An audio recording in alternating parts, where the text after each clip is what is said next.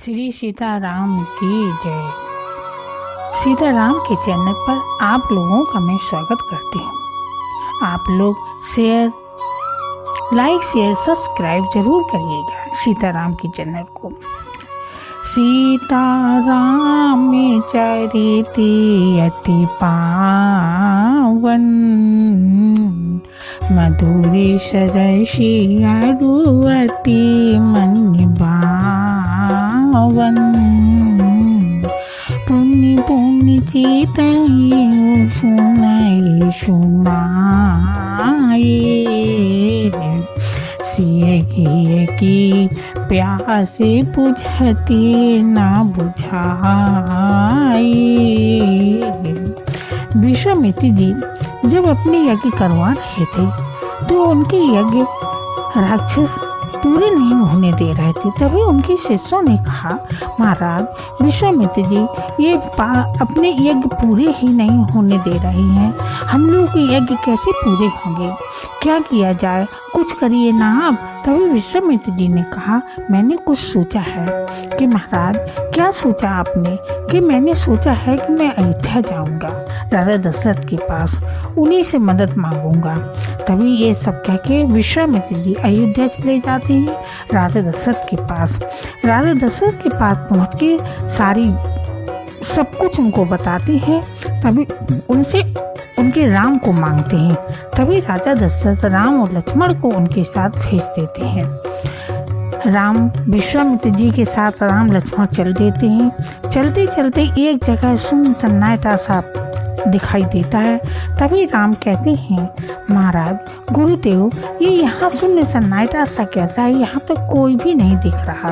तभी विश्वामित्र जी कहते हैं, राम यहीं पर ताड़का रहती है, ताड़का की रहने पर यहाँ पर कोई नहीं आ पाता, वो सभी को मार देती है। कोई भूल से आ भी जाए तो उसको मार देती है, इसलिए राम यहाँ कोई नहीं दिख रहा, यहीं ताड़का होगी। तभी राम ने एक अपना बाण चलाते हैं, उस बाण से कुछ पत्थर गिरते हैं, वो ताड़का के ऊपर गिर जाते हैं। ताड़का के ऊपर पत्थर गिर जाए, ताड़का उठ के खड़ी हो जाती है और बड़े बड़े पत्थर, बड़े बड़े पेड़, सब कुछ वो नीचे राम के ऊपर फेंकने लगती है। यह सब देखकर विश्वामित्र जी कहते हैं, राम शाम हो गई है, रात का समय होने जा रहा है, इन राक्षसों की शक्तियाँ और भी बढ़ जाती हैं, इसलिए इसको मारो। तभी राम ताड़का का वध कर देते हैं। तभी विश्वामित्र जी कहते हैं, जय हो राम, तुम्हारी जय हो, तुम्हारे बिना ताड़का को कोई नहीं मार सकता था। अब मुझे विश्वास है कि जगत के कल्याण के निमित्त तुम धरती पर आए हो, तभी राम लक्ष्मण ने विश्वामित्र जी के सारे यज्ञ संपूर्ण करवाए और विश्वामित्र जी राम पर बहुत खुश हुए। तभी विश्वामित्र जी कहते हैं, राम तुम पर हम बहुत खुश हैं, आज मैं तुमको दिव्य अस्त्र प्रदान करेंगी। मैं जो तुम्हें दिव्य अस्त्र देने जा रहा हूँ उनकी कुछ विद्याएं हैं। किसी निर्दोष पर उनका उपयोग नहीं करना, परंतु जहाँ पाप, अत्याचार और अन्याय देखोगे वहाँ पर शस्त्र अवश्य उठाओगे। ये सब कहने के बाद तभी विश्वामित्र जी के पास शिष्य आते हैं और कहते हैं, महाराज जनकपुरी से महाराज जनक ने का दूत आया है। तभी विश्वामित्र जी कहते हैं, उसको बैठालिए, मैं अभी आता हूँ। तभी विश्वामित्र जी उस दूत से मिलते हैं और मालूम होता है कि राजा जनक ने अपनी बेटी सीता का स्वयंवर रखा है और दूत से कहते हैं, राजा जनक से कहना कि मैं अवश्य आऊँगा। तभी विश्वामित्र जी राम लक्ष्मण को बताते हैं और उनको भी अपने साथ चलने को कहते हैं कि आप दोनों भी मेरे साथ वहाँ का दृश्य देखने चलोगे। दूर दूर से बड़े बड़े राजा आएंगे, अपना पराक्रम और बल दिखाएंगे। तभी राम कहते हैं, महाराज गुरुदेव वहाँ पराक्रम और बल दिखाने की क्या ज़रूरत है, महाराज जनक की बेटी जिसको पसंद करेगी उसी को माला पहना देगी। तभी विश्वामित्र जी कहते हैं, नहीं राम, महाराज जनक ने एक शर्त रखी है, क्योंकि उनके यहाँ पूर्वजों का शिव जी का धनुष है, तो वही उस धनुष को उन्होंने रखा है। जो भी उस धनुष को तोड़ेगा सीता का विवाह उसी से होगा, यही उनकी प्रतिज्ञा है। तभी राम कहते हैं अच्छा गुरुदेव। तो विश्वामित्र जी के साथ राम लक्ष्मण चलते हैं। चलते चलते वहीं पर गंगा पावन गंगा आ जाती हैं। तभी विश्वामित्र जी कहते हैं राम, ये पवित्र पावन गंगा तुम्हारे पूर्वजों की देन है। राम, इनको प्रणाम करो और थोड़ी सी देर के लिए यहाँ बैठ जाओ। मैं आप दोनों को इनकी उज्जवल कथा सुनाऊंगा। धर्मात्मा राजा सागर हुए थे। एक बार जब वो अश्वमेध यज्ञ करवा रहे थे, इंद्र उनसे बहुत कुपित था। उनका यज्ञ का घोड़ा चुरा कर ले गया और पाताल लोक में ले गया। वहाँ उसने घोड़ा कपिल मुनि के आश्रम में छोड़ दिया।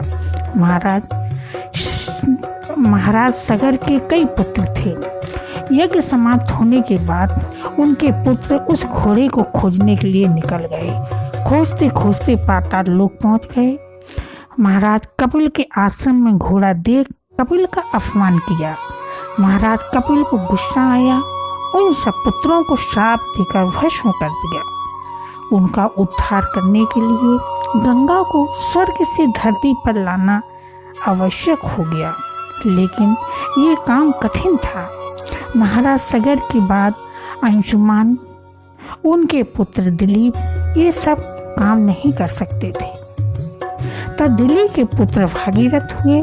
उन्होंने निश्चय किया कि मैं ये काम करूँगा। भागीरथ ने बहुत तपस्या की, इतनी तपस्या की कि भागीरथ ने स्वर्ग से धरती पर गंगा मैया को लाए और अपने पितरों का उद्धार किया। भागीरथी जय गंगा पावनी भागीरथी गंगा मैया की जय। रघुपति राघव राजा राम पतित पावन सीताराम। रघुपति राघव राजा राम पतित पावन सीताराम। सीताराम जय सीताराम। भजो प्यारे हरि सीताराम। रघुपति राघव राजा राम पतित पावन सीताराम। सीताराम जय सीताराम। भजो प्यारे हरि सीताराम। रघुपति राघव राजा राम पतित पावन सीताराम। सीताराम जय सीताराम। भजो प्यारे हरि सीताराम। रघुपति राघव राजा राम पतित पावन सीताराम। सीताराम जय सीताराम। भजो प्यारे हरि सीताराम। रघुपति राघव राजा राम पतित पावन सीताराम।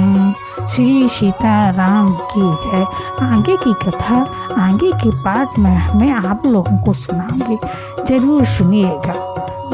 बोलो सीताराम की जय। श्री सीताराम की जय। श्री सीताराम की जय। श्री सीताराम की जय।